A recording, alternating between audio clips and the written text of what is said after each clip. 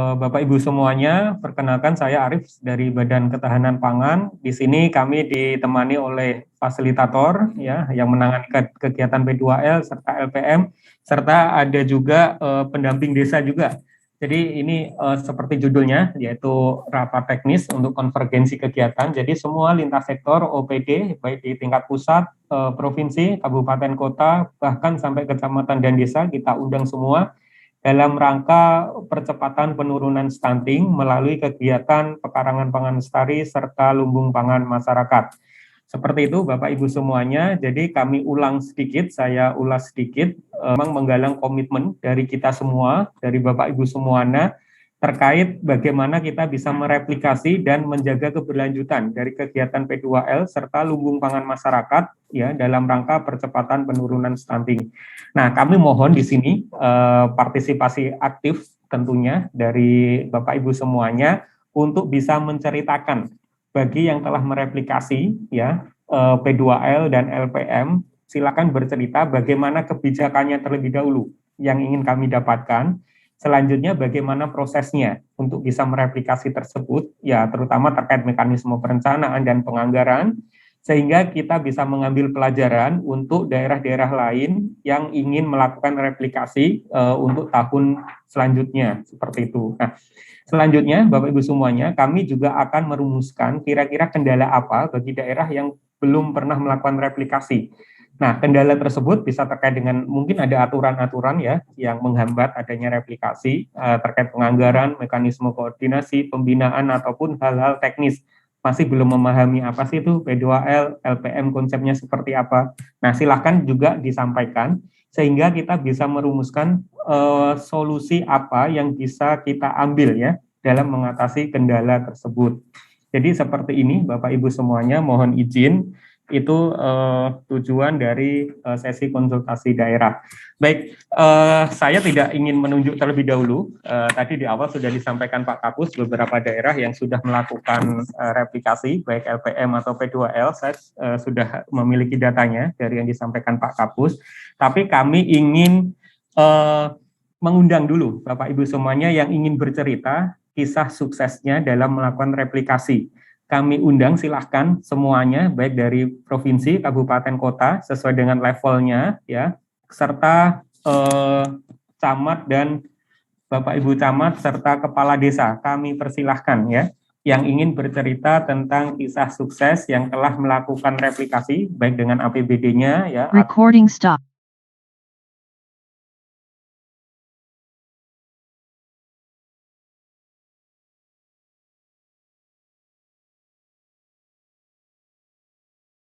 Recording in progress.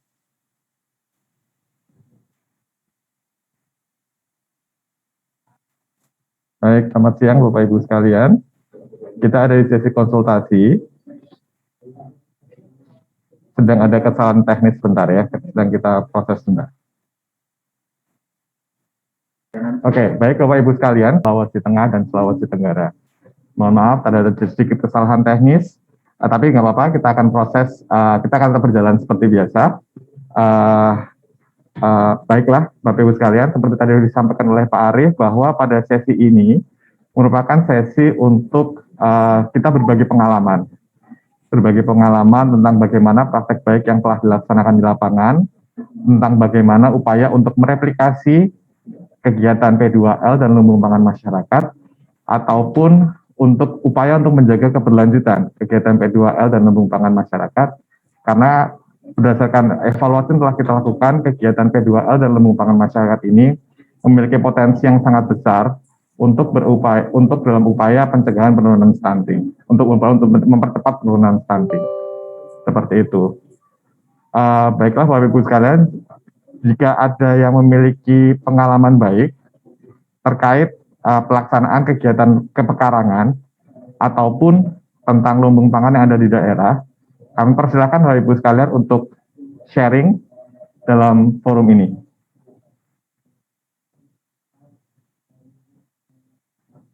Silakan Bapak Ibu sekalian. Bali. Baik, Bali Pak, silakan Pak. Terima kasih Pak, kami dari Bali, Dinas dan Ketahanan Pangan Provinsi Bali menyampaikan rasa terima kasih atas perhatian pusat di dalam pelaksanaan kegiatan baik LPM maupun P2L yang ada di Provinsi Bali. Dari kegiatan P2L, yang khususnya P2L ini Pak, itu sangat bermanfaat sekali bagi masyarakat, apalagi di tengah pandemi COVID ini, di saat pandemi COVID yang saat sekarang. Itu sangat membantu di dalam hal yang terutama bagi masyarakat yang kena PPKM. Itu paling tidak dia untuk mengurangi kerumunan, udah gitu dia dari segi ekonomi itu sangat bermanfaat sekali. Pada saat sekarang yang penumbuhan tahun 2021 yang kita sudah dialokasikan ke masyarakat itu sudah bermanfaat bagi masyarakat kita di tengah pandemi COVID. Nah, di sini kami sangat menjadi pemikiran kami yang ke depan di saat P2L taraf mandiri, Pak. Nah, di sini yang kami agak kewalahan karena memang sih dari pusat menganjurkan setelah mandiri di-handle oleh pemerintah daerah maupun pemerintah kabupaten.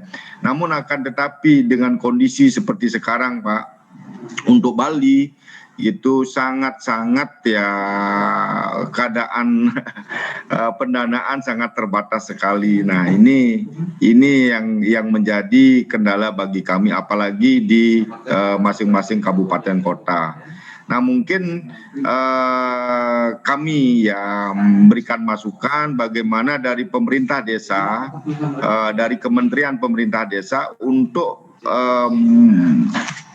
memberikan di situ warning kepada dalam penggunaan dana desanya itu untuk menggunakan kegiatan lanjutan P2L. Nah, sehingga keberlanjutan ini apalagi di desa itu kan daerah ujung ya, mereka akan lebih bisa mendampingi secara kontinu, sudah itu apa kebutuhan mereka sehingga benar-benar keberlanjutan dari P2L bisa berlanjut. Nah, karena kami sangat-sangat nantinya P2L banyak, nanti kami hanya pendampingan di provinsi akan sulit. Nah, kalau lebih bagusnya itu dari pemerintah desa, dana pemerintah desa itu bisa untuk mengawal pendampingi kegiatan-kegiatan P2L yang sudah ada.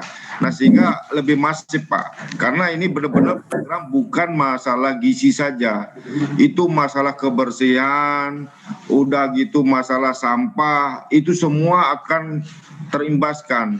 Nah, apalagi masalah gizi ini sangat-sangat benar-benar bagus program ini. Kalau bisa kita masifkan, bisa kita replikasikan kepada masyarakat, terutama kepada masing-masing keluarga itu sangat-sangat bagus sekali. Mungkin itu dari kami dari Provinsi Bali, kurang lebihnya kami mohon maaf, Pak. Terima kasih. Baik, terima kasih banyak Pak Nyoman dari Provinsi Bali. Ya, memang penting ya Pak, bagaimana kita bisa mengkonvergensikan kegiatan ini dan bagaimana kita bisa memanfaatkan pemanfaatan dana desa ini untuk keberlanjutan kegiatan P2L ya Pak ya, ataupun kegiatan lumbung seperti itu. Mungkin kalau dari sini saya ingin mendengar dari desa, kalau sana ada perwakilan dari desa terkait hal ini, apakah kira-kira ada yang bisa menyampaikan pendapat dari pendamping desa atau dari pelaksana desa atau kelurahan? Apa ada kendala tidak dalam hal pemanfaatan dana desa untuk kegiatan P2L ataupun lumbung pangan masyarakat? Izin Pak, saya dari Baik, silakan Pak. Dari mana Pak? Saya nama Bagus Putu Dharma Wijaya dari Kabupaten Badung. Baik, Dinas Pemberdayaan Masyarakat dan Desa. Melihat dari program P2L, kami di Badung, kebetulan kami di kelembagaan. Nah, ini kami memanfaatkan program PKK, yaitu Hatinya PKK. Di mana Hatinya PKK ini merupakan satu program pusat yang menyentuh ke desa juga terkait dengan pekarangan pangan lestari. Hatinya PKK itu adalah halaman teratur, indah, dan nyaman. Di sini dengan dana dari APBD dan juga BKK, PKK provinsi, di sini diarahkan untuk membuat supaya rumah daripada masyarakat itu agar bisa mengatur halamannya, itu agar teratur, halaman teratur, indah, asri, dan nyaman. Di sini kami memberikan stimulus, yaitu berupa bantuan tanaman, itu baik itu tanaman untuk hias, untuk membuat bagaimana di rumah-rumah masyarakat itu agar menjadi asri. Nah, kemudian juga didukung dengan tanaman-tanaman untuk kebutuhan di dapur, di mana ini bisa membantu terkaitan dengan kehidupan kesejahteraan keluarga. Nah, di sini masing-masing desa itu diberikan satu untuk percontohan, dan juga tim PKK ini mensupport, dan juga desa kalau situasinya bagus terkait dengan anggaran, itu kami sudah mohon kepada kepala desa seluruh Kabupaten Badung untuk menganggarkan Hatinya PKK di masing-masing desa agar tumbuh dan berkembang, terkait juga untuk mensupport daripada kesejahteraan keluarga, yaitu untuk keluarga itu sendiri. Nah, seandainya ada hasil itu diberikan atau bisa menambah kesejahteraan masyarakat melalui mungkin bisa dijual di pasar, dimanfaatkan, kemudian juga disumbangkan kepada masyarakat yang lain. Itu program dari Kabupaten Badung, Pak, sudah terlaksana, dan hari ini Ibu Ketua Tim Penggerak PKK panen membuat kebun PKK di kabupaten, dan sekarang ini adalah panen, masing-masing kecamatan diberikan sepeta-sepeta, kemudian kabupaten dari masing-masing pokja itu punya lahan dan itu diberikan tanaman tomat, terong, dan sekarang panen, itu nanti akan diberikan kepada masyarakat. Nah, itu program dari Kabupaten Badung, Pak, dan itu adalah sumbernya itu swadaya, ibu-ibu swadaya, kemudian di desa itu adalah dana BKK PKK, itu dimanfaatkan. Nah, sampai saat ini kami terus memantau. Nah, ada permasalahan yang mungkin akan menjadi perlu menjadi pertimbangan. Pertama, kami ingin di masyarakat itu betul-betul bagaimana penataan ruang daripada keluarga, penanaman terhadap mengatur pekarangannya, bagaimana di mana ditanam tumbuhan ini, kemudian ditanam tanaman ini agar di keluarga itu ada landscape-nya. Yang kemudian yang kedua, perlu juga pembinaan atau monitoring terhadap pekarangan pangan lestari ini, mungkin dari pemerintah, dari tokoh masyarakat, dan juga mensupport dan bisa memotivasi daripada masyarakat untuk cinta terhadap tanaman-tanaman itu. Karena keinginan daripada pimpinan agar semua pekarangan di desa itu kelihatan indah dan bisa memberikan hasil yang positif atau hasil kepada masyarakatnya itu. Itu, Pak, sekian, terima kasih. Baik, terima kasih banyak Pak Ida Bagus dari Kabupaten Badung. Ini salah satu upaya mensinergikan program ya Pak ya, bagaimana kegiatan dari pekarangan ini bisa juga disinergikan dengan kegiatan PKK yang menggerakkan masyarakat di desa untuk bisa melakukan penanaman sayur di daerah ya Pak. Mungkin sebelum lanjut, saya minta tanggapan dulu dari teman-teman fasilitator dari bidang keanekaragaman pangan. Ada Bu Eni, kami persilahkan untuk memberikan tanggapan. Baik, terima kasih Pak Baskoro.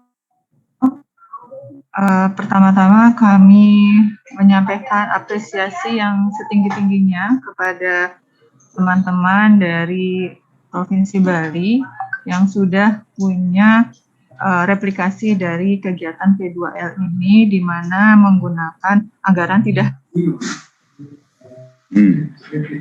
hanya mengandalkan PKK.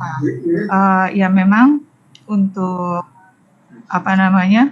untuk kegiatan P2L ini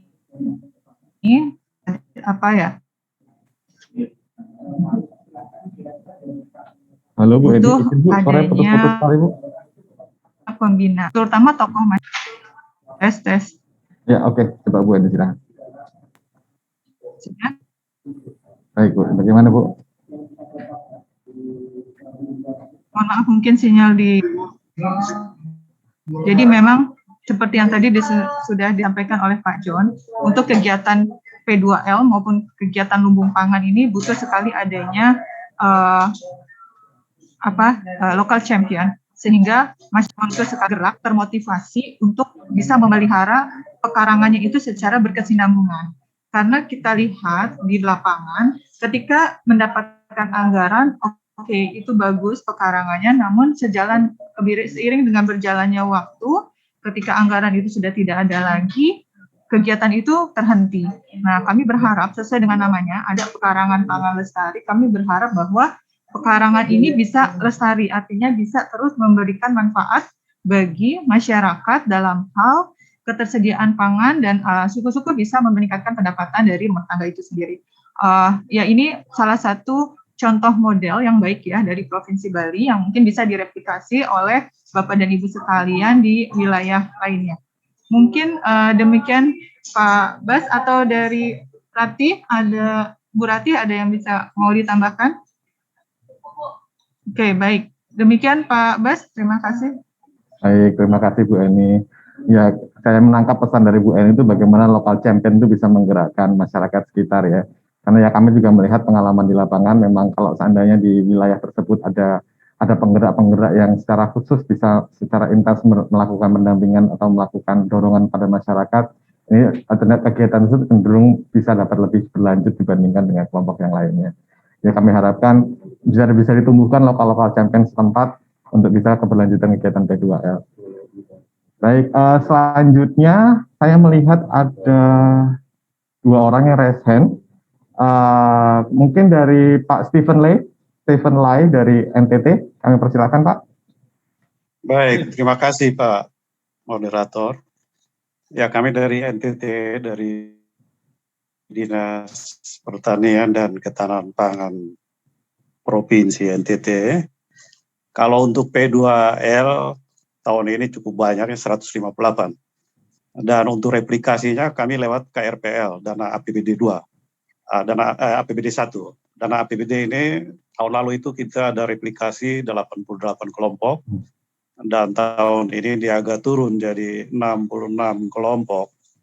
Nah itu sasarannya itu, persyaratannya itu di kelompok yang ada stunting, ibu menyusui, dan pasangan usia subur.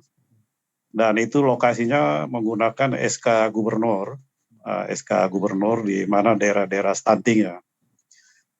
Untuk LPM lumbung pangan kami juga ada dari APBD 1 juga. Kalau dari APBN sudah ada 14 kelompok. Sementara dari APBD kita sudah ada 30 kelompok. Tahun ini kita tidak sempat eksekusi bukan karena tidak ada anggaran, anggarannya ada, tetapi bertentangan dengan regulasi. Nah, kalau APBD itu dia kan lewat bansos. Nah, kami selama ini kan transfer langsung seperti P2L dan KRPL. Tetapi begitu ada audit dari inspektorat, itu menjadi temuan karena dia bersifat bansos, dia masuk kategori swakelola tipe 2 dan itu rumit, dia punya aturannya, pertanggungjawabannya, mesti ada SK gubernur, mesti ada segala macam. Jadi kami pending tahan sambil tahun ini kita sosialisasi. Dan mudah-mudahan tahun depan itu sudah bisa berjalan kembali.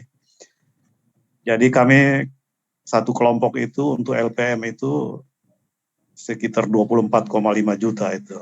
Dan sudah ada 30 kelompok. Nah, kendalanya itu tadi menyangkut regulasinya tuh. Jadi untuk APBD itu regulasinya agak sedikit lebih rumit dibanding APBN. Kalau APBN kan kita transfer langsung ke kelompok. Demikian itu beberapa informasi. Oh ya, satu lagi. Sasaran dari KRPL ini juga ada kita desa model yang ditentukan oleh PKK provinsi. Jadi selain desa stunting, ada juga desa model lewat PKK provinsi. Itu Pak, demikian informasi dari NTT, dari Dinas Pertanian dan Ketahanan Pangan Provinsi NTT. Terima kasih Pak. Baik, terima kasih Pak Stephen. Ya, ini memang menarik sekali ya apa yang dilakukan oleh pemerintah daerah NTT untuk meningkatkan ketahanan pangan di daerahnya. Izin Pak, saya mungkin agak bertanya sedikit lebih banyak Pak kepada Pak Stephen, karena ini ada beberapa hal yang buat saya agak menarik nih Pak. Satu yang terkait dengan desa model Pak. Desa model, mungkin bisa dijelaskan lebih jauh Pak terkait dengan desa model di NTT ini seperti apa? Ya, desa model itu ditentukan oleh PKK Provinsi NTT lewat SK, dan tiap tahun itu ada beberapa desa. Jadi macam-macam itu penentuannya, ada desa yang KB-nya jalan, ada yang itu kriteria dari PKK, kita tinggal terima SK-nya. Kemudian kita intervensi beberapa desa untuk masuk ke RPL-nya, kawasan rumah pangan lestari. Kami masih pakai istilah itu kalau dari APBD. Nanti ada surat dari PKK ke kami bahwa desa-desa ini yang masuk desa model. Nanti kami akan intervensi ke desa tersebut. Oh, begitu, baik. Pak. Berarti ini modelnya lebih pada sinergi ya Pak ya, dengan PKK sudah menetapkan desa model, kemudian Dinas Pangan memberikan bantuan kira-kira kegiatan kawasan yang bisa masuk kegiatan seperti pekarangan yang ada di desa model tersebut. Seperti itu ya Pak ya? Iya Pak, terima kasih. Baik, seperti itu. Izin Pak, saya agak lebih jauh lagi ya Pak ya. Satu lagi, untuk replikasi replikasi kegiatan pekarangan di NTT ini, apakah ada istilahnya ya, penggunaan kearifan lokal Pak untuk dalam pelaksanaan kegiatan, atau menggunakan model yang sama persis dengan yang dibuat oleh pusat? Ya, kalau KRPL kita sasarannya tuh kan rumah tangga, tetapi kami SPJ kan lewat kelompok. Jadi satu desa mungkin ada sekian rumah tangga, kita bikin jadi satu kelompok sehingga SPJ-nya gampang. Tetapi kegiatannya rumah tangga. Nah, dibelanjakan oleh teman-teman di kabupaten. Kami transferkan uang ya, jadi dia memelihara sayur dan ayam. Ayam itu kurang lebih 5 ekor. Tujuannya untuk supaya dipelihara ayamnya bisa bertelur sehingga bisa mencukupi gizi keluarga. Demikian juga sayur mayurnya.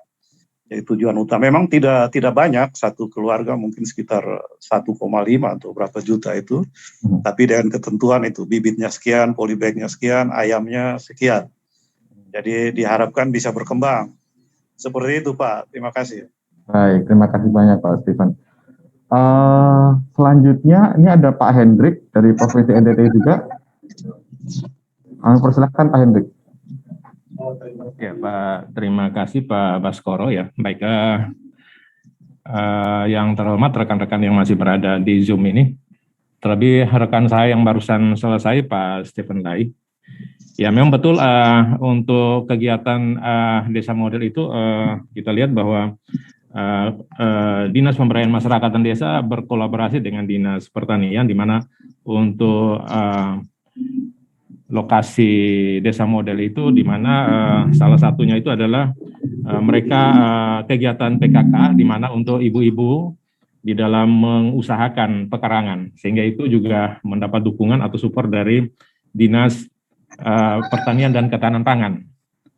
Nah, selanjutnya kami melihat bahwa kami juga sebetulnya mantan orang ketahanan pangan yang hengkang ke Dinas PMD Provinsi NTT. Sehingga kami juga mengikuti dengan baik yang tadi disampaikan oleh pemateri tentang pekarangan pangan lestari, demikian juga lumbung pangan masyarakat, LPM, iya. Memang harapannya ke depan, apalagi kami dari DPMD Provinsi, itu kita mempunyai keinginan besar ya, agar supaya bisa dilakukan kolaborasi antara lumbung pangan masyarakat dengan BUMDes ya.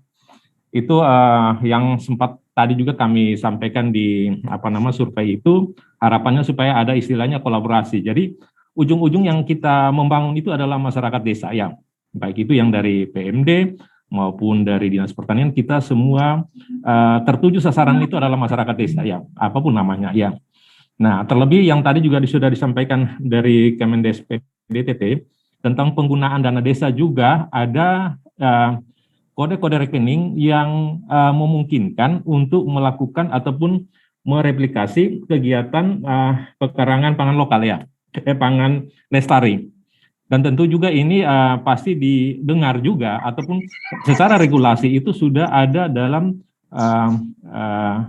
Permendes PDTT 13 2020 tentang penggunaan dana desa 2021, itu sudah jelas tercantum ya aturan tersebut. Hanya saja tinggal bagaimana pendampingan daripada rekan-rekan pendamping, tenaga pendamping profesional yang ada di 21 kabupaten bisa memfasilitasi masyarakat desa untuk kelanjutan daripada program yang tadi sudah disampaikan oleh pemateri tadi, narasumber, yaitu tentang replikasi pekarangan pangan lestari maupun lumbung pangan masyarakat. Nah, kami dari PMD sangat mengharapkan agar adanya kolaborasi lumbung pangan masyarakat itu dengan BUMDes ya. Sehingga kita sama-sama itu kegiatan berada di desa ataupun antar desa, sehingga terlebih kita itu membangun demi untuk meningkatkan pendapatan masyarakat, terlebih meningkatkan perekonomian masyarakat ya. Jadi kita tidak pilih-pilih, kita harapkan adanya kolaborasi yang baik. Nah, selanjutnya kami melihat bahwa program ini sangat menarik. Tentunya kita harapkan bahwa program itu terus kita kembangkan, apalagi dengan melihat kondisi yang ada, dengan adanya wabah COVID-19 ini. Dengan demikian bahwa apabila pekarangan itu kita optimalkan, tentu kita bisa mendapatkan pangan yang mudah kita dapat, dan tentunya itu juga bisa dapat dapat meningkatkan pendapatan yang ada pada masyarakat. Masyarakat termasuk di dalamnya apapun penamaan masyarakat, apapun masyarakat desa, itu yang kita sangat harapkan. Mungkin itu yang dapat kami sampaikan, Pak Baskoro. Kurang lebihnya terima kasih, saya kembalikan. Baik, terima kasih banyak Pak Hendrik atas masukannya. Ini suatu inovasi yang menarik bagaimana kita bisa mengkolaborasikan BUMDes dengan lumbung pangan ya Pak ya.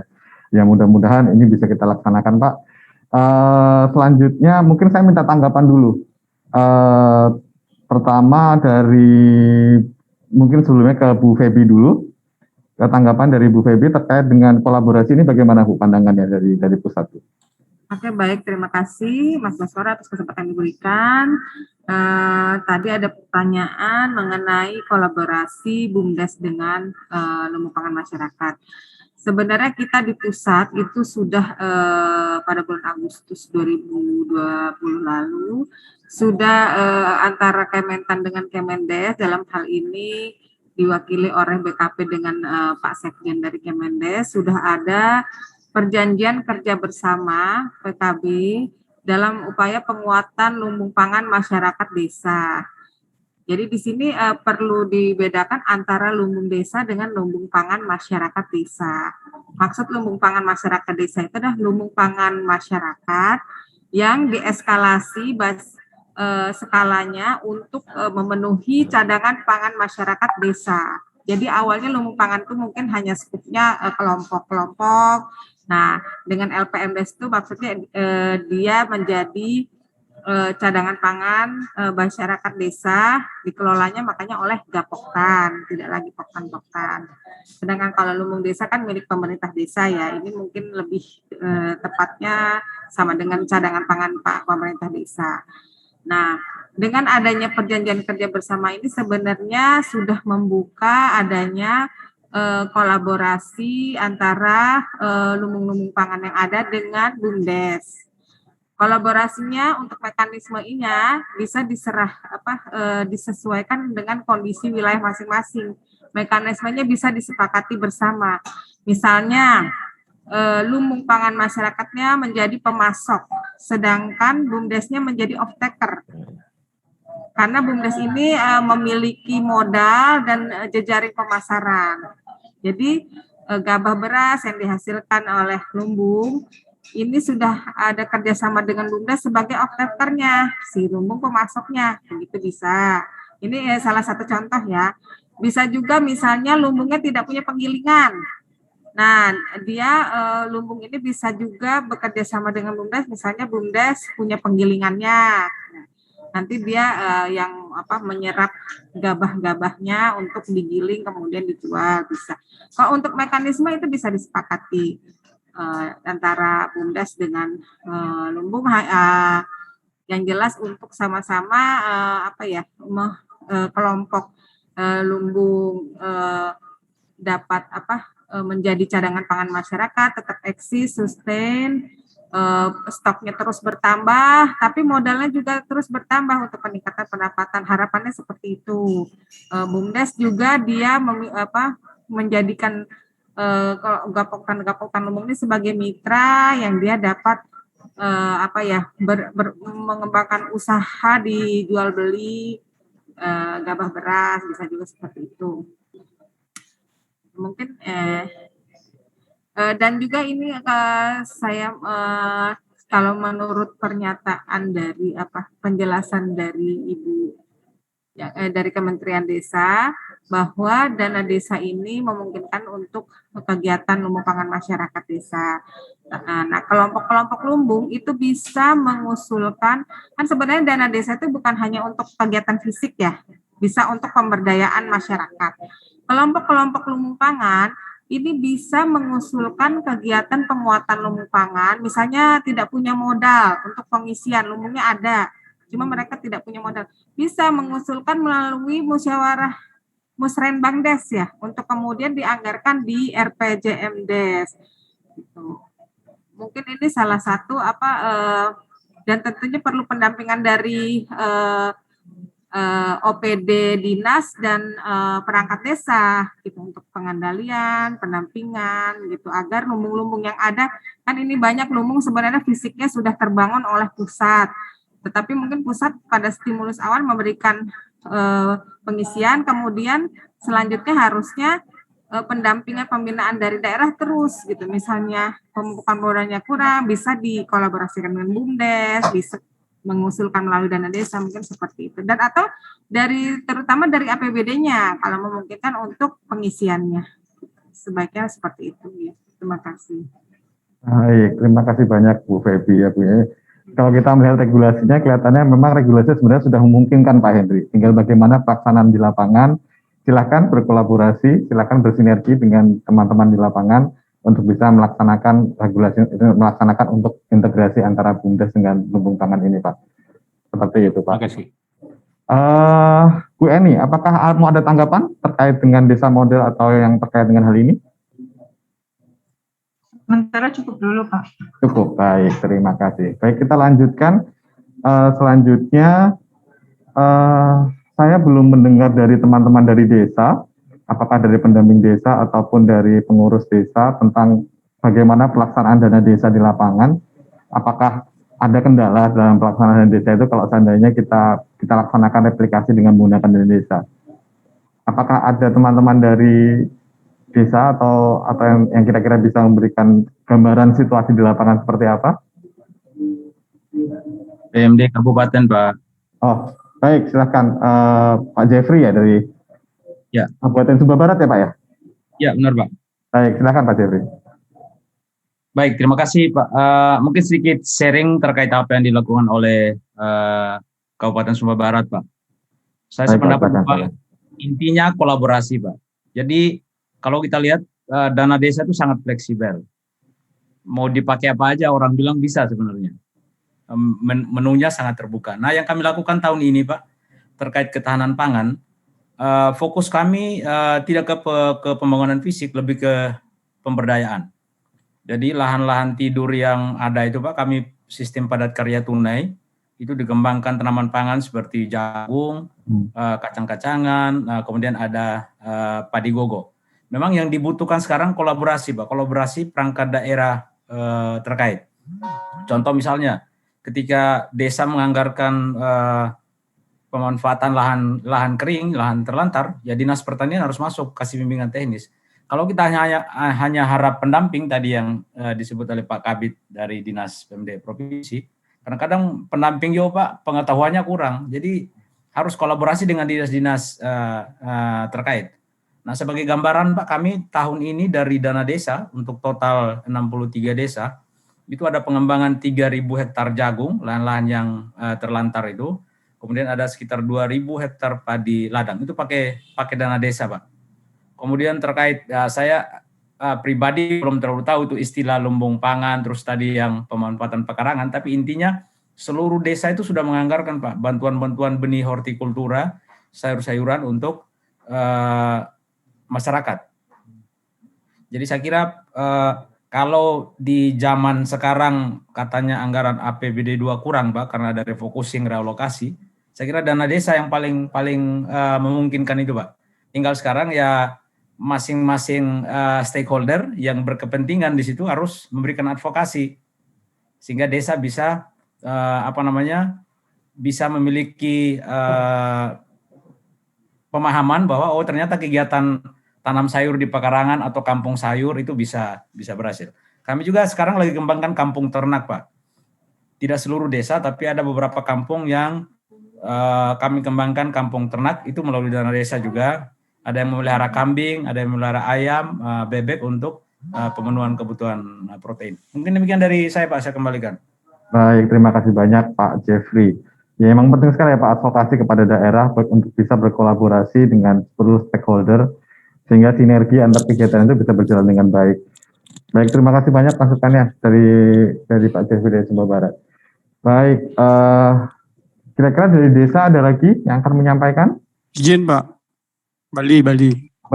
Pak Putu, silakan. Terima kasih waktunya, Pak. Saya kebetulan dari pendamping, Pak. Oh, pendamping, baik Pak, silakan Pak. Ya, dari Kabupaten Badung. Ada dua hal yang ingin saya sampaikan. Yang pertama, apa yang disampaikan Pak Jeffrey tadi, memang pendamping tidak memiliki pengalaman di bidang pertanian, Pak. Sehingga perlu adanya kolaborasi dengan desa dan OPD terkait. Itu satu, Pak.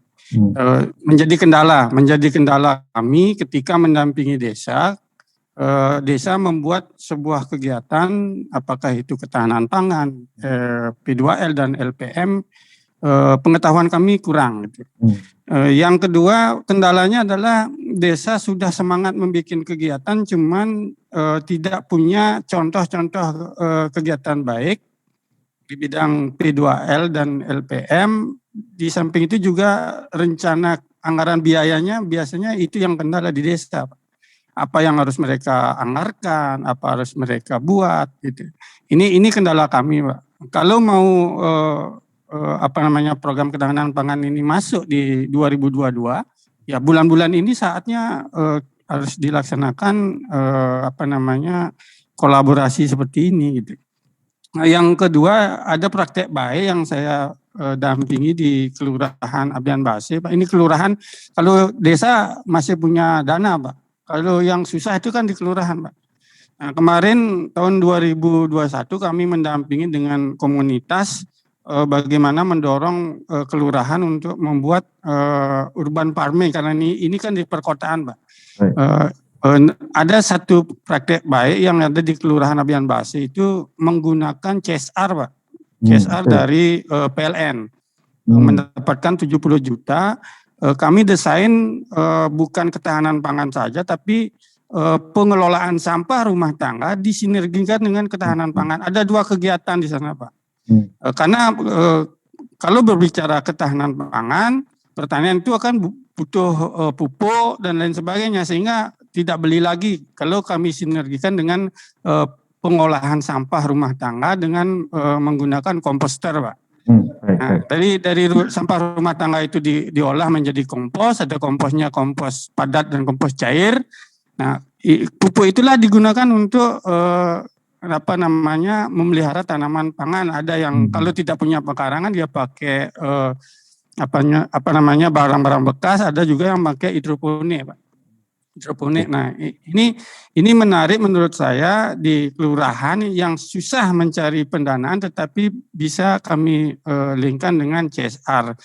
Nah, termasuk juga semangat dari ibu-ibu PKK di kelurahan ini, partisipannya luar biasa, sehingga terakhir yang ingin saya sampaikan, mungkin khususnya di Bali, Dinas Ketahanan Pangan Provinsi Bali berkolaborasi dengan kabupaten kota, dengan desa-desa, membuat sebuah webinar seperti ini, supaya ada contoh-contoh, Pak, contoh-contoh praktek baik, apakah di luar ataukah di Pulau Bali ini, sehingga desa punya gambaran apa yang akan dilaksanakan. Mungkin itu, Pak. Terima kasih. Baik, Pak Putu Sutarka, terima kasih banyak masukannya, Pak Putu. Ya, ini ada satu hal lagi yang menarik, bagaimana bisa menarik CSR dari PLN untuk bisa melaksanakan urban farming ya, Pak ya. Pak, boleh cerita lebih jauh, Pak, terkait dengan bantuan CSR dari PLN ini, Pak? Apakah bagaimana prosesnya, terus kemudian bagaimana proses perencanaannya, sehingga akhirnya kegiatan ini bisa berjalan di lapangan, Pak? Kebetulan di Kelurahan Abian Base itu ada, di sebelah kantor lurahnya itu ada PLN, Pak, kantor PLN wilayah berapa itu. Nah, sehingga kami dorong Pak Lurahnya untuk mendatangi PLN, mengajukan proposal, Pak, di bidang penanganan sampah dulu. Ini idenya itu adalah penanganan sampah rumah tangga, karena di perkotaan sampah menjadi masalah besar, Pak, apalagi di Badung gitu.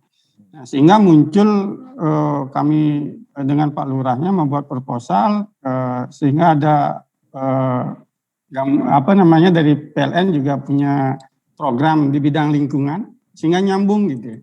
Nah, sudah deal ini, sehingga kami coba desain.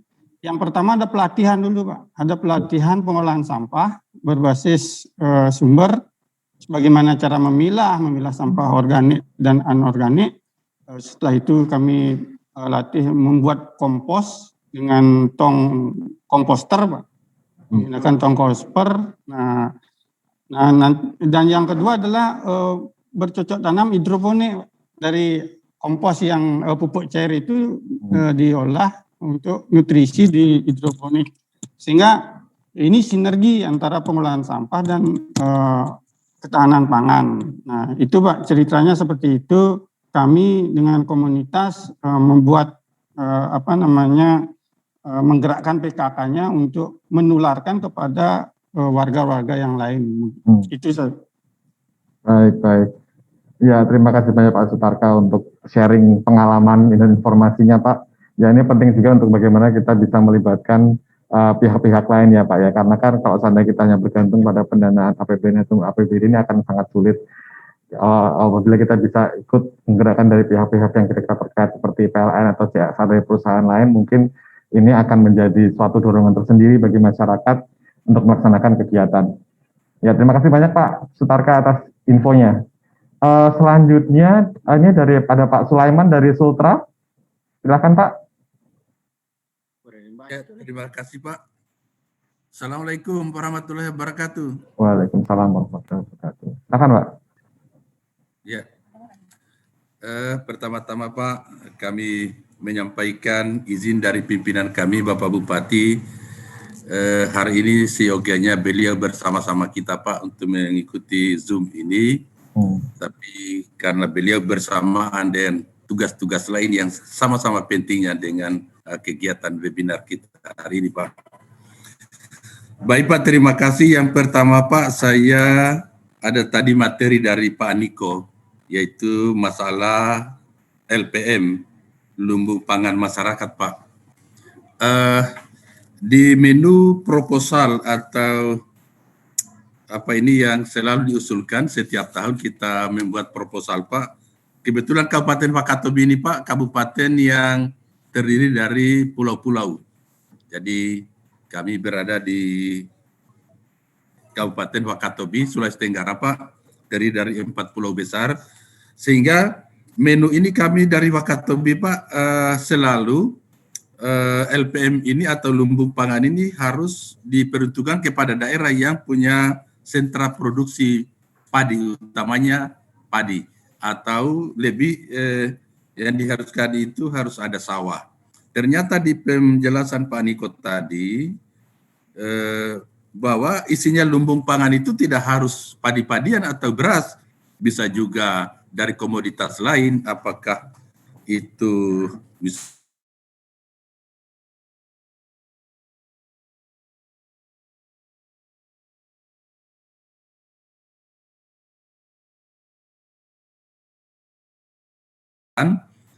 mungkin menunya juga bisa diperuntukkan juga seperti daerah kami di Wakatobi ini, Pak, untuk bantuan untuk lumbung pangan dari pusat, Pak. Yang kedua, Pak, dari Pak John Hendra, tadi masalah P2L. P2L di Kabupaten Wakatobi walaupun juga daerah yang anggarannya minim, tetapi replikasi daripada P2L, bantuan dari APBN pusat melalui dana dekon provinsi itu, Pak, alhamdulillah setiap tahun kami 2 tahun berturut-turut ini kami dapat P2L dari dana APBN.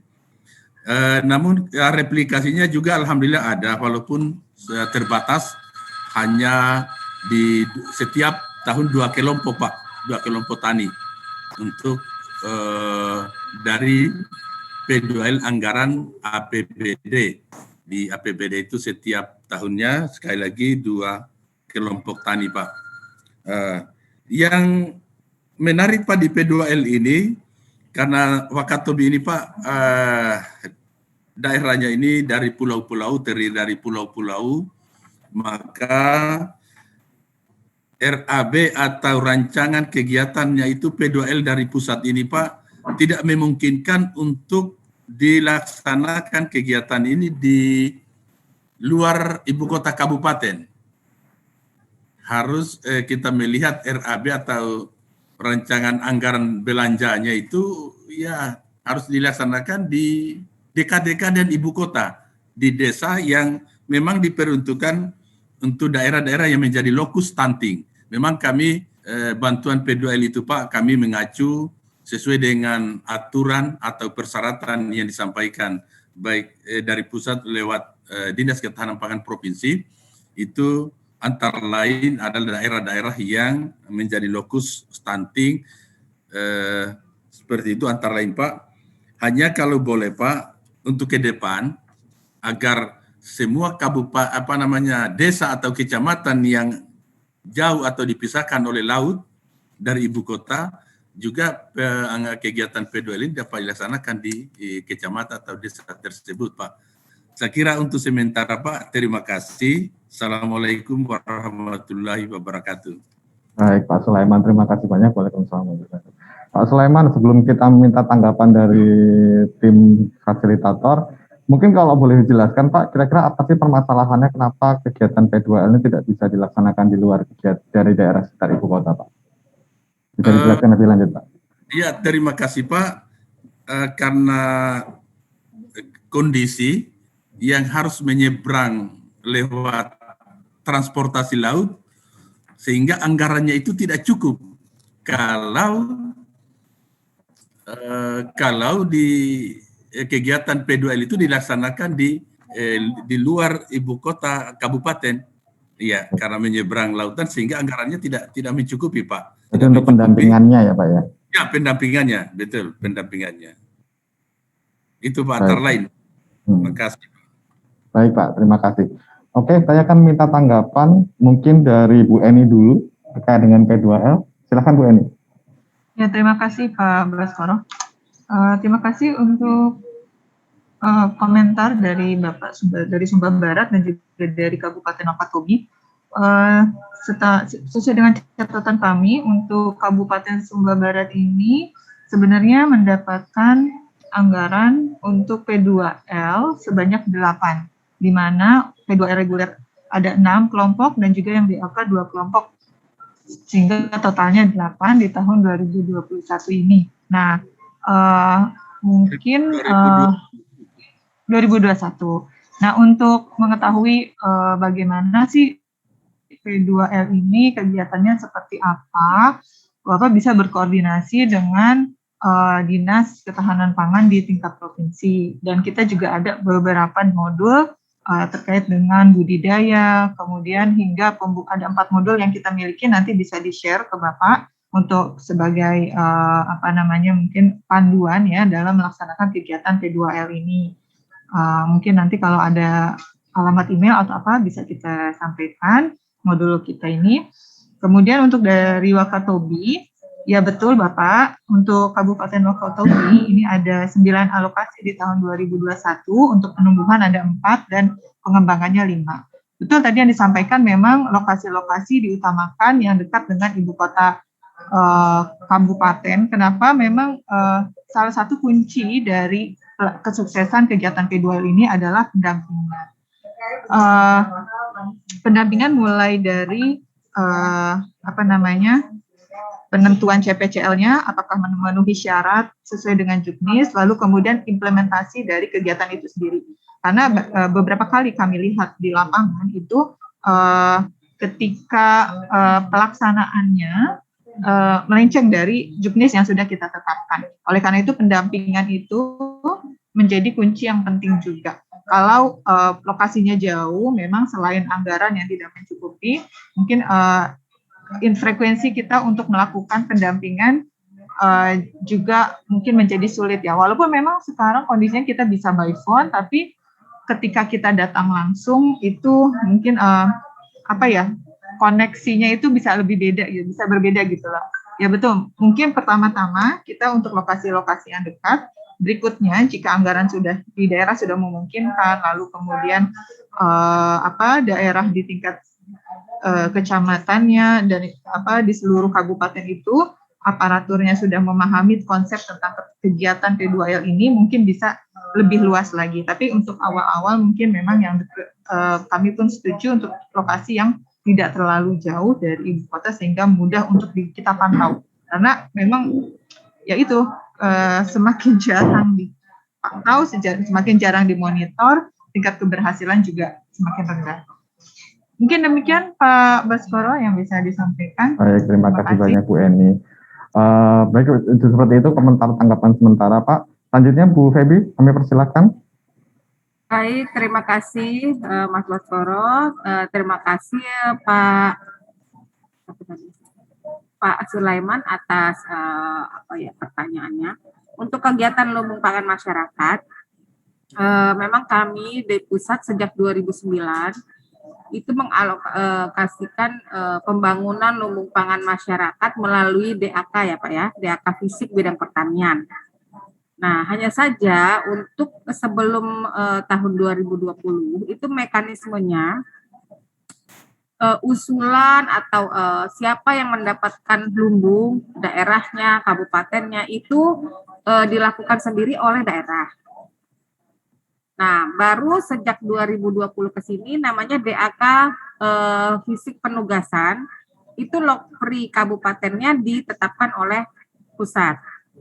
Nah, saya nggak ngerti Wakatobi kenapa dulu nggak pernah diusulkan ya Pak ya, untuk mendapat bantuan lumbung. Yang jelas kalau untuk 2021, kita baru ada DAK fisik penugasan itu di 2021, lokprinya itu ditetapkan dari pusat, ada 2. 1, wilayah sentra yang produksi padinya di atas 50.000 ton, kemudian yang wilayah rentan rawan pangannya yang masuk prioritas 1-3 FSPA. Kebetulan Wakatobi juga nggak masuk ya Pak ya di lokpri tersebut.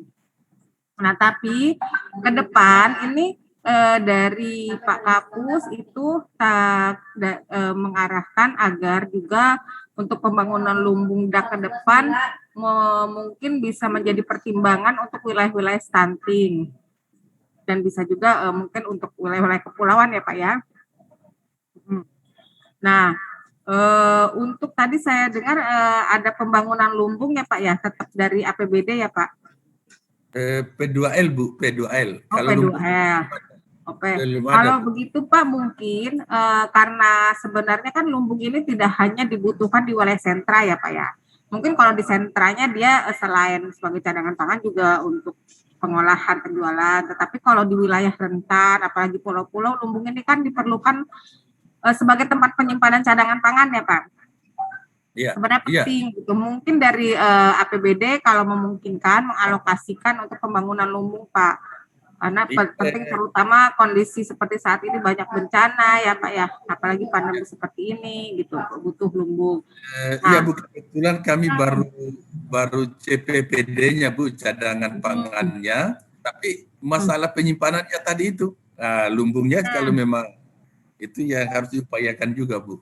Nah, kemudian kemarin ada waktu di wilayah 2 kalau nggak salah itu ada masukan dari replikasi kegiatan lumbung di Kepulauan Riau, kan mirip-mirip ya Pak, berpulau-pulau ya. Ya, mereka kan mengalokasikan untuk penguatan lumbung di pulau-pulau terluarnya. Dia mekanismenya memang tidak hanya mengunci gabah beras Pak, tapi pangan yang menjadi komoditas pangan yang menjadi cadangan pangan itu disesuaikan dengan kebutuhan masyarakatnya. Kalau misalnya dia butuhnya gula atau minyak, ya yang dia cadangkan itu komoditas tersebut. Nah, komoditas tersebut bisa mekanismenya sama, bisa dipinjamkan, kemudian masyarakat mengembalikan. Juga ada jual belinya, tetapi harganya justru di bawah harga pasar. Mungkin di sini ada subsidi mungkin ya dari pemerintah. Karena barang-barangnya kan kalau di pulau-pulau didatangkan dari luar ya Pak ya. Iya. Jadi masyarakat itu ketersediaan pangannya cukup karena ada cadangan pangan nasional, aksesnya juga terpenuhi karena dia bisa membeli dengan harga yang murah. Pada saat butuh dia juga bisa pinjam. Ini mungkin contoh-contohnya Pak ya kalau untuk daerah kepulauan. Mudah-mudahan ke depan sih ada alokasi untuk wilayah pulau-pulau ya Pak ya untuk pembangunan lumbung. Karena sekarang lopringnya dikunci oleh Bappenas Pak. Kalau untuk 2022 ini food estate, penyangga food estate dan sentra produksi padi. Ya, mudah-mudahan Bu kuncinya dibuka juga untuk daerah pulau-pulau Bu. Terima kasih banyak Bu. Ya, sama-sama Pak. Baik Bu Febi, terima kasih banyak tanggapannya Bu Febi. Ya Pak Sulaiman, ada beberapa contoh baik tentang pengembangan lumbung di kepulauan. Mungkin selanjutnya bisa berkolaborasi dengan Kepulauan Riau untuk melihat seperti apa pola lumbung model lumbung yang mereka kembangkan. Mungkin juga bisa direplikasi juga untuk wilayah Wakatobi Pak. Mungkin seperti itu Pak.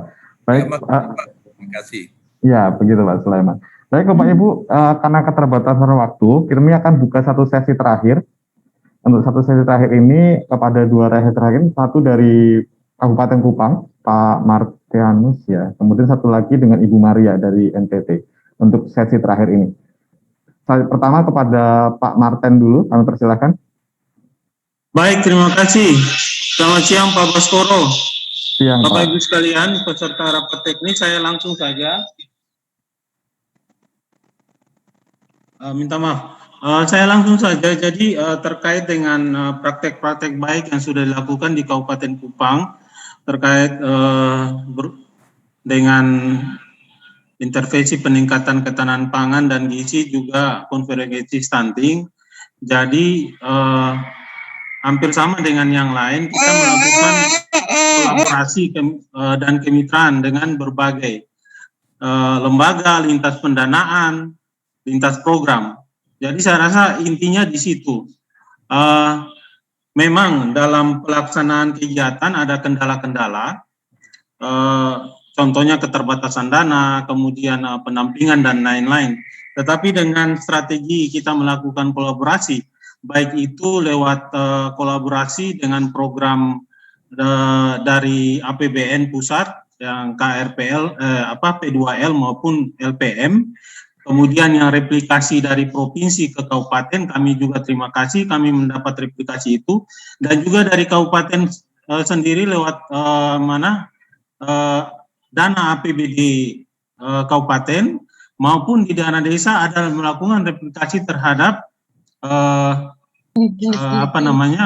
program KRPL ini dan lumbung pangan masyarakat ini, dan juga sejalan sinergi dengan program unggulan kepala daerah, yaitu revolusi di bidang pertanian, peternakan, perikanan, perkebunan dan pariwisata. Jadi istilahnya kita saling melakukan sinergi dan kolaborasi, bantuan baik sarana prasarana, bibit semua itu kita kolaborasikan. Contoh, saya ambil contoh kegiatan yang dilakukan pengembangan KRPL dan juga kebun di desa yang dilakukan oleh yayasan ini dengan NGO, Yayasan Bina Tani Sejahtera di Kecamatan Takari. Itu pengembangan hortikultura di lahan kelompok-kelompok tani. Itu bisa menghasilkan tanaman tomat, kemudian tanaman melon, kemudian sayur-sayuran yang dipakai oleh kelompok masyarakat, termasuk pendampingan dari tenaga-tenaga kesehatan di tingkat kecamatan dan desa, sehingga menghasilkan makanan-makanan, sumber bahan makanan yang bergizi. Dibuat jus, kemudian buat sayur, dibuat kue, dan lain-lain. Ini juga intervensi dari PKK di dalam diversifikasi olahan pangan. Itu sudah kita lakukan bersama-sama juga dengan Dinas Pertanian di dalamnya, baik Dinas Pertanian Kabupaten maupun Dinas Pertanian Provinsi, termasuk lokasi-lokasi kegiatan ini kita sinergikan dengan lokasi kegiatan intervensi stunting. Kita di Kabupaten Kupang khusus untuk 2021 ini ada 100 desa lokus stunting. Kemudian kita sinergikan juga dengan desa model yang seperti yang disampaikan oleh Pak Lai dari provinsi tadi, sehingga diharapkan secara bertahap angka prevalensi stunting, kemudian kecukupan pangan dan juga gizi bagi masyarakat itu dapat ditingkatkan. Kemudian yang menjadi permasalahan kita, saya rasa di mana-mana juga masalah air di NTT, sehingga lewat intervensi programnya unggulan kepala daerah dan wakil kepala daerah, kita coba untuk menyediakan sarana prasarana pertanian, termasuk air untuk itu melalui sumur-sumur bor, juga embung-embung kecil yang kita sudah beberapa tahun belakangan ini melakukan intervensi. Dan terima kasih juga ini terkait dengan kolaborasi terhadap Sekwapres, Dompet Duafa yang telah bersama-sama dan juga PT TEP dari Thailand ya kalau tidak salah. Nah, ini yang kita harapkan ke depan, kolaborasi seperti ini bukan saja lintas program dan pendanaan dari pemerintah, tetapi juga dari lembaga swasta seperti yang sudah dicontohkan oleh Sekwapres kerjasama dengan PT TEP dan Dompet Duafa yang dilakukan di NTT, salah satu lokasinya yaitu di Kabupaten Kupang. Itu yang mungkin pengalaman yang kita perlu bagi, sehingga di sini juga di mana mama-mama kader PKK dan juga Posyandu, kemudian KPM, penyuluh, semuanya itu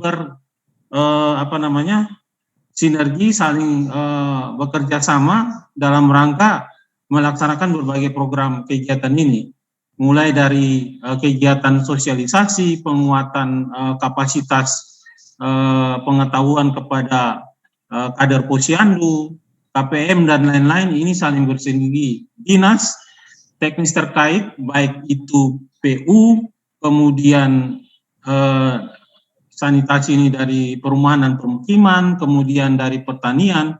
Ini bagaimana melengkapi kebutuhan-kebutuhan yang ada di masyarakat.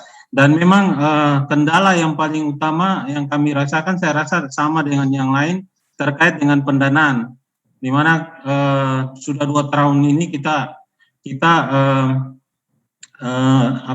anggaran APBD itu refocusing dan direalokasi untuk COVID. Tapi saya harapkan saran saya khusus untuk kegiatan-kegiatan yang berhubungan dengan intervensi stunting maupun pangan dan gizi ini jangan sampai termasuk dalam anggaran-anggaran yang direfocusing, sehingga intervensi berbagai program yang terkait dengan pangan dan gizi jago intervensi stunting, baik dari dana desa sampai dengan dana APBN, itu bisa dapat diselenggarakan dengan dilaksanakan dengan baik. Saya rasa itu yang dapat saya sampaikan. Saya kembali Pak Baskoro. Baik, terima kasih Pak Martin. Selanjutnya Bu Maria, mohon singkat Bu, mohon maaf Bu, ini waktu kita sangat terbatas Ibu. Bu Maria, maaf suaranya belum terdengar Ibu. Maaf Bu, belum terdengar suaranya Ibu. Bu Maria.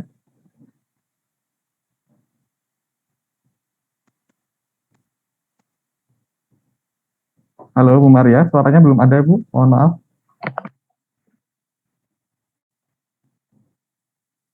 Belum terdengar Bu Maria, mohon maaf. Oke, halo. Pelan sekali Bu suaranya Bu. Halo. Ya baik Bu, lebih terdengar Bu, silakan Bu. Oh, narasumber dengar. Halo. Narasumber ini. Bu Maria. Menanyakannya dari standar umum PJT, KRPL dan 2L. Terus untuk di Kabupaten Manggarai ini kita punya kendala ini karena pandemi COVID. Jadi sebagian besar dana desa yang digunakan untuk penanggulangan stunting itu tidak digunakan untuk stunting, itu digunakan untuk PLT. Dan ada juga kegiatan-kegiatan yang sudah dilaksanakan di desa, tetapi tidak menyentuh seperti kegiatan pangan. Dan yang ketiga, bagaimana dengan kelurahan? Kelurahan ini tidak ada anggaran untuk kegiatan penurunan stunting. Bagaimana dengan kelurahan ini? Apakah ada tanggapan dari Sekopres tentang anggaran untuk kelurahan? Baik Bu, kami menangkap idenya Ibu, bahwa ada permasalahan bahwa desa itu dana desa awalnya diperuntukkan untuk penanggulangan stunting, tapi ternyata dialokasikan berbeda untuk justru digunakan untuk BLT. Selanjutnya untuk wilayah kelurahan, bagaimana apa yang masih dilakukan karena tidak ada pengalokasian dana desa terkait penanggulangan stunting. Seperti itu ya Bu ya. Baik. Untuk selanjutnya, oke, kita masih bisa menangkap satu lagi. Saya menangkap di chat ada dari Ibu Sulawesi Barat, Rahmawati ya, maaf. Ibu Haji Ratnawati. Ibu Haji Ratnawati masih bergabung dengan kita dari Sulawesi Barat. Oke, jika tidak ada, mungkin kami minta tanggapan sekaligus closing penutup. Terkait dana desa, kira-kira ada yang bisa menanggapi dari panelis mungkin?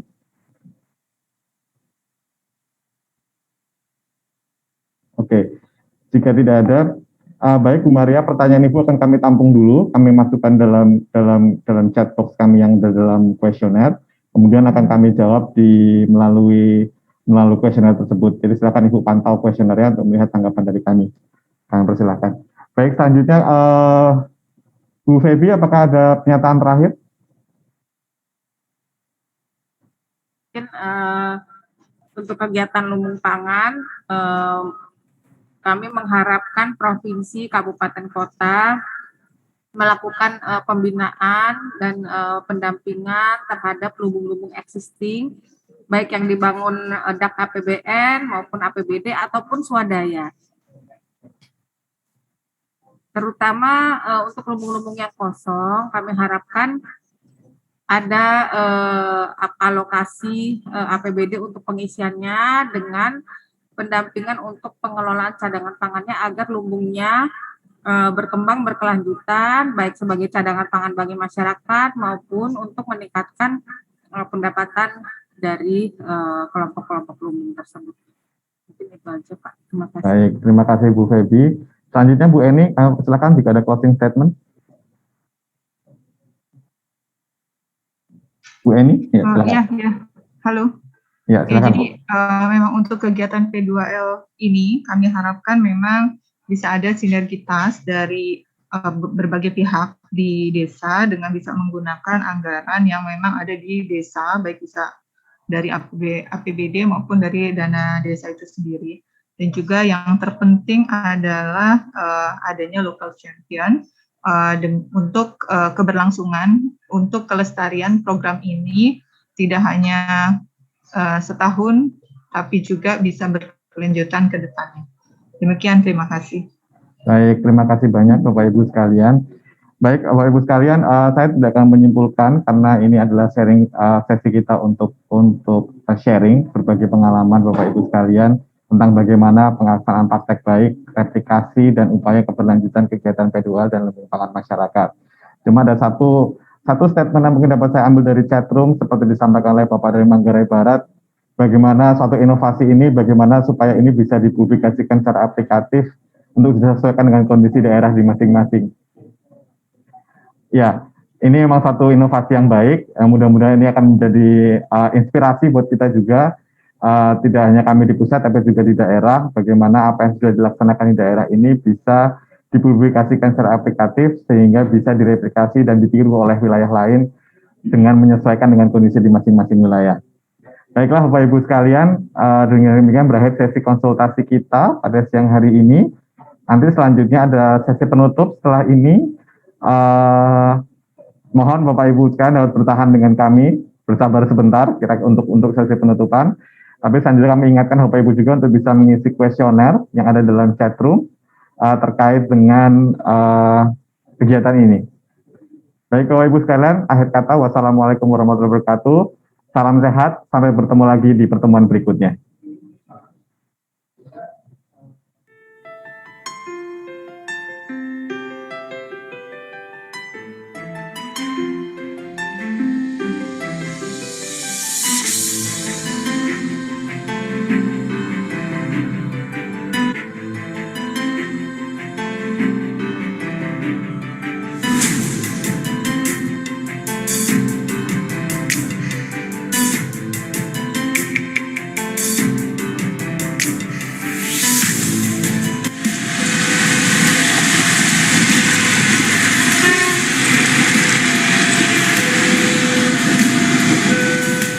Karena ini dulu adalah buangan-buangan gempuran bangunan sehingga kita bersihkan batu-batunya. Setelah itu kita bekerja sama dengan ibu-ibu, Bu, itu daripada tanah itu kosong, Bu, ditanemin itu untuk giat PKK. Setelah berkembang pada nanemin, ada terapresiasi disuruh membuat kelompok. Sehingga terbentuklah kelompok yang sekarang namanya Loh Zinawi.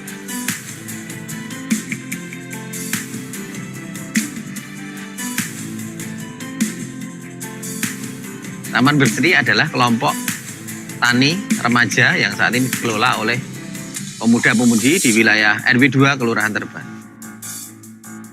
Kelompok pertanian Taman Berseri ini kita sudah menggunakan teknologi penyiraman secara otomatis.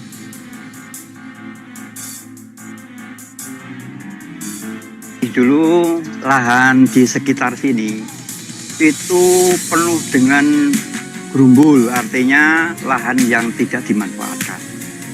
Nah, pada saat itu ada semacam pemikiran dari warga kelompok kami atau warga sini, yaitu bagaimana supaya lahan yang tidak terpakai itu bisa dimanfaatkan. Syukur bagi ada hasilnya.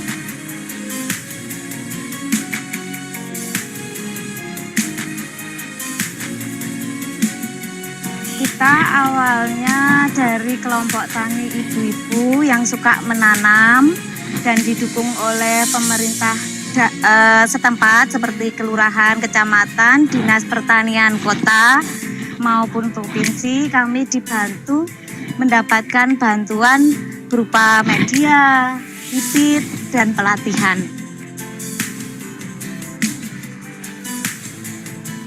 Dulu ini tanah nganggur, tanah terbengkelai yang rencananya ke depan mau dibangun untuk kantor kelurahan. Tetapi daripada terbengkelai oleh warga, kita manfaatkan untuk menanam sayur dan berbagai macam tanaman yang intinya tanah ini jangan sampai tidur, jangan sampai nganggur, sehingga bisa kita memanfaatkan hasilnya.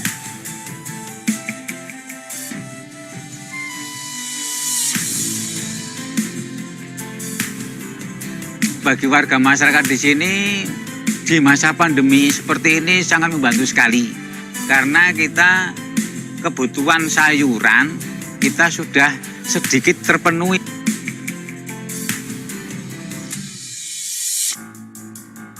Manfaat untuk warga jelas seperti yang diharapkan oleh pemerintah pertanian dan bagian pertanian adalah untuk ketahanan warga. Secara umum anak-anak itu kan tidak suka makan sayur. Nah, setelah saya berkecimpung di kelompok sayur ini, anak saya jadi senang makan sayur hasil kebun sendiri, ya. Karena organik ya, jadi beda dengan kalau beli kan ada yang pakai kimia. Jadi kalau ini kan asli organik, jadi kita mantap sehat untuk mengkonsumsi itu nyaman, aman. Ya di samping itu kita sudah mengurangi belanja ya Pak, karena sudah panen sendiri kan nggak usah ke pasar, sudah ada di sini. Merasakan sekali di saat cabai mahal, tomat, terong, sawi, kangkung itu di pasaran kan kemarin karena pandemi kan susah diantar ke pasar. Warga anggota itu dengan mudah metik, beli dengan harga murah, itu benar-benar alhamdulillah, dan gizi anggota terpenuhi dengan harga yang murah. Yang jelas dengan kita membudidayakan sendiri, kita akan tahu persis kualitas tanaman yang akan kita konsumsi ini.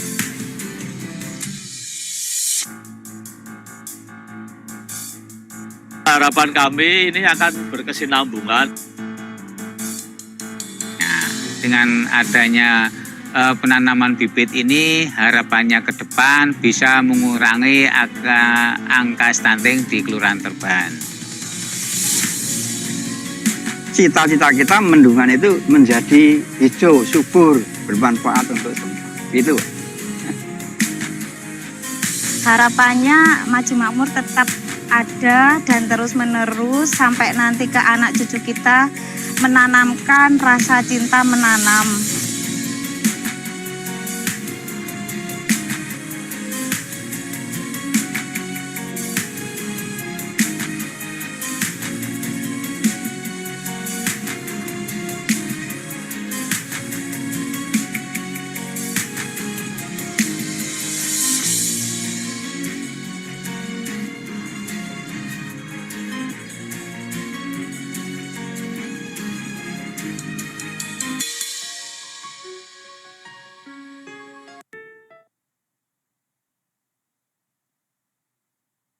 Selamat datang kembali di ruang utama rapat teknis. Semoga jam makan siang tidak mengurangi semangat Bapak Ibu untuk melanjutkan rapat teknis. Bapak Ibu, sebelum menutup kegiatan rapat teknis siang ini, kami akan menyampaikan beberapa pengumuman. Seluruh materi rapat dapat diakses melalui website stunting.go.id dan bkp.pertanian.go.id. Linknya telah kami bagikan melalui fitur chatbox Zoom Bapak Ibu.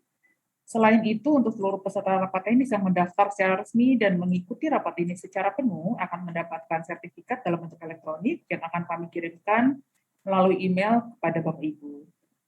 Bagi Bapak Ibu yang belum berpartisipasi dalam survei, kami masih menunggu partisipasi Bapak Ibu dalam survei. Linknya juga sudah kami bagikan melalui kolom chat, ada 50 souvenir bagi 50 peserta beruntung, dan Bapak Ibu yang beruntung mendapatkan souvenir akan dihubungi oleh panitia kami. Baiklah, kita akan menutup rapat teknis hari ini. Kami melaporkan bahwa rapat ini diikuti oleh 6 provinsi dan 60 kabupaten kota, serta dihadiri oleh 519 peserta. Untuk menutup acara ini secara resmi, mari kita dengarkan sambutan penutup yang akan disampaikan oleh Bapak Dr. Insinyur Suprayoga Hadi MSP, Deputi Bidang Dukungan Kebijakan, Pembangunan Manusia, dan Pemerataan Pembangunan Sekretariat Wakil Presiden. Kepada Bapak Suprayoga Hadi, waktu dan tempat kami persilakan. Yang terhormat Pelaksana Tugas Kepala Badan Ketahanan Pangan Kementerian Pertanian, Bapak dan Ibu para pejabat Kementerian dan Lembaga, Bapak dan Ibu narasumber dari Badan Ketahanan Pangan Kementerian Pertanian, Kementerian Desa, PDT dan Transmigrasi, serta dari Kementerian Dalam Negeri, serta Bapak dan Ibu para peserta Ratek yang berasal dari kepala OPD tingkat provinsi dan kabupaten kota, para camat, para kepala desa maupun lurah, serta seluruh peserta rapat teknis penguatan integrasi peningkatan ketahanan pangan dan gizi dengan aksi konvergensi penurunan stunting. Assalamualaikum warahmatullahi wabarakatuh. Selamat siang, salam sejahtera bagi kita sekalian. Om Swastiastu, Namo Buddhaya, salam kebajikan dan salam sehat untuk kita semua. Pertama-tama marilah kita panjatkan puji dan syukur kehadirat Allah Subhanahu wa taala, Tuhan Yang Maha Esa yang telah memberikan kita semua kenikmatan, kesehatan sehingga kita dapat menyelesaikan rangkaian acara rapat teknis penguatan integrasi peningkatan ketahanan pangan dan gizi dengan aksi konvergensi penurunan stunting bagi 360 kabupaten kota prioritas tahun 2021 ini dengan baik. Bapak Ibu peserta rapat teknis yang berbahagia, rapat teknis ini telah membuka wawasan dan kesadaran kita semua bahwa betapa pentingnya ketahanan pangan dan gizi untuk percepatan penurunan stunting. Upaya mewujudkan ketahanan pangan dan gizi membutuhkan komitmen bersama antara KL, baik Kementerian Pertanian, Kementerian Dalam Negeri, Kementerian Desa, PDT dan Transmigrasi, serta pemerintah daerah, baik itu tingkat provinsi, tingkat kabupaten kota, serta sampai dengan tingkat pemerintah desa maupun kelurahan, serta seluruh pemangku kepentingan terkait lainnya. Komitmen pemerintah untuk meningkatkan ketahanan pangan sungguh sangat jelas dengan diterbitkannya Perpres nomor 66 tahun 2021 tentang Badan Pangan Nasional. Komitmen pemerintah ini perlu untuk terus kita dukung bersama dengan koordinasi pelaksanaan kebijakan di lapangan yang lebih terpadu dengan aksi konvergensi penurunan stunting. Dari berbagai paparan narasumber, kita tahu bahwa telah banyak kebijakan, strategi, program kegiatan dan anggaran untuk mendorong ketahanan pangan dan gizi.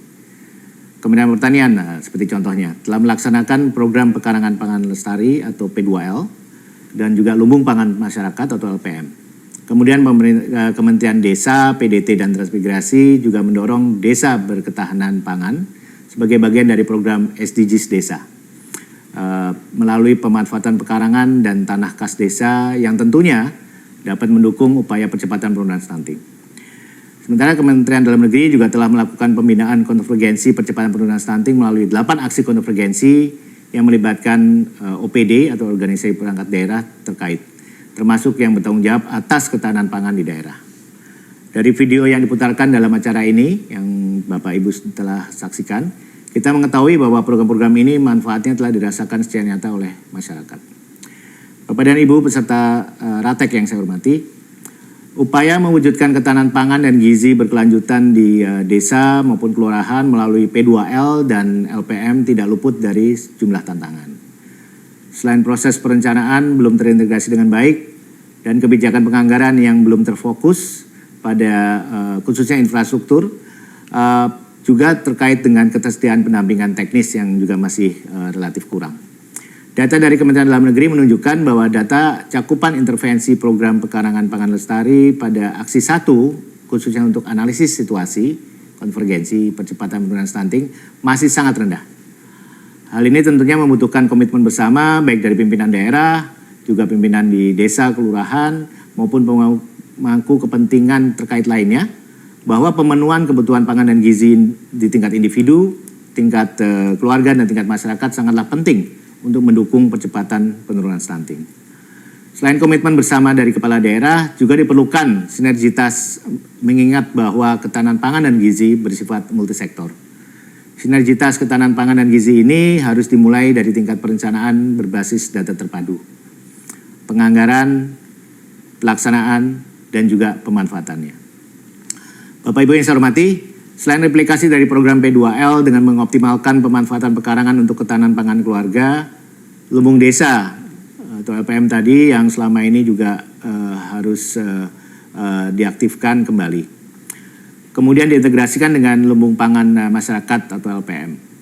Jika kita bisa melakukan mereplikasi program-program ini dan revitalisasi tadi lumbung desa, saya yakin kita mampu menciptakan ketahanan pangan yang dimulai dari keluarga dalam hal ini.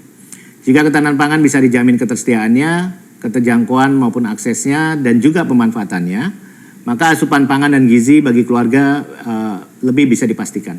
Sehingga tidak akan ada lagi kasus kekurangan gizi termasuk di dalamnya stunting. Penciptaan ketahanan pangan dan gizi di tingkat keluarga ini bukan hanya dapat dilakukan oleh para rekan dari Kementerian Pertanian, tapi juga perlu didukung dari kementerian dan lembaga lainnya. Oleh karena itu, kami mendorong agar semua pihak dapat bersama-sama berkomitmen untuk terus mendorong pemanfaatan pekarangan untuk ketahanan pangan keluarga.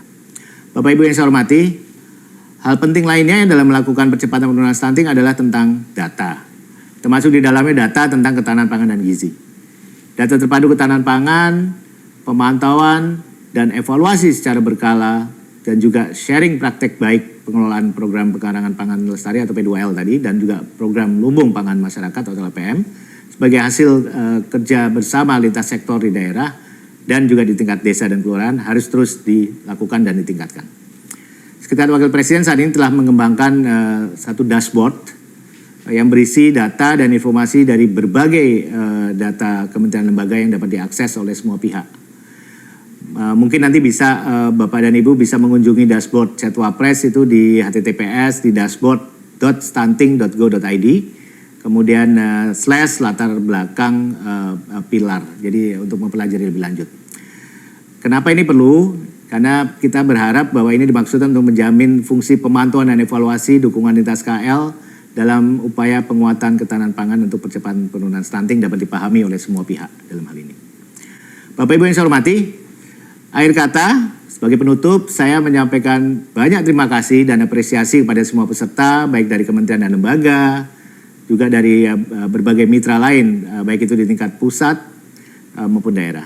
Juga para kepala Bapeda Provinsi beserta pimpinan organisasi perangkat daerah terkait dari 34 provinsi yang hadir pada Ratek pangan hari ini. Perwakilan kecamatan juga kami apresiasi yang sudah hadir, dan juga terutama dari teman-teman dari desa dan kelurahan dari 360 kabupaten kota prioritas tahun 2021 yang telah mengikuti rangkaian acara rapat teknis ini mulai dari tadi pagi sampai dengan siang ini dengan penuh semangat dan juga dengan komitmen dan antusiasme yang tinggi. Secara khusus kami juga sampaikan terima kasih kepada Kepala Badan Ketahanan Pangan dari Kementerian Pertanian yang telah berkenan memberikan arahan dan juga membuka rapat teknis ini sehingga dapat berjalan dengan baik. Kami sampaikan juga terima kasih kepada para narasumber dari Badan Ketahanan Pangan Kementerian Pertanian, dari Dirjen Bina Pembangunan Daerah dari Kementerian Dalam Negeri, juga dari Dirjen Pembangunan Desa dan Pedesaan dari Kementerian Desa, PDT dan Transmigrasi, yang telah meluangkan waktu untuk berbagi pengetahuan dan pengalaman yang sangat penting bagi kita semua. Meskipun di tengah tantangan pandemi COVID-19 ini, semoga limpahan nikmat kesehatan kepada kita semua yang bisa hadir pada pertemuan hari ini beserta keluarga dan juga senantiasa dapat selalu dalam rahmat dan maghfirah dari Tuhan Yang Maha Esa. Amin ya rabbal alamin. Tidak lupa juga ucapan terima kasih saya sampaikan kepada para moderator dari tim percepatan pencegahan anak kecil atau stunting dari TP2AK dari Sekretariat Wakil Presiden, dan juga segenap panitia yang telah bekerja keras mensukseskan acara ini. Dengan semangat yang diberikan oleh Bapak Ibu sekalian, kita yakin dan kita bisa mencapai target penurunan angka stunting 14% pada tahun 2024 mendatang. Semoga apa yang kita kerjakan memberikan kontribusi pada pembangunan sumber daya Indonesia unggul dan menjadi ladang amal baik bagi kita semua. Kita harus optimis, dan dengan kerja sama yang baik maka prevalensi stunting dapat kita turunkan. Pada akhirnya dengan mengucapkan alhamdulillahirobbilalamin, maka kegiatan rapat teknis penguatan integrasi peningkatan ketahanan pangan dan gizi dengan aksi konvergensi penurunan stunting saya nyatakan ditutup. Terima kasih. Wassalamualaikum warahmatullahi wabarakatuh. Om Santi Santi Santi Om. Terima kasih.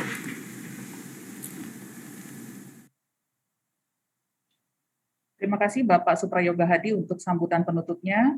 Semoga Bapak sehat selalu. Dengan demikian, rapat teknis penguatan integrasi peningkatan ketahanan pangan dan gizi dengan aksi konvergensi penurunan stunting resmi ditutup.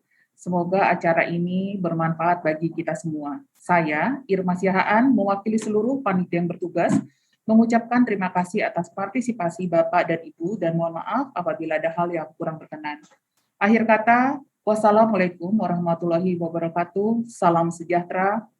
Om Santi Santi Santi Om. Nama budaya, salam kebajikan. Selamat siang Bapak Ibu, salam sehat untuk kita semua, dan sampai jumpa.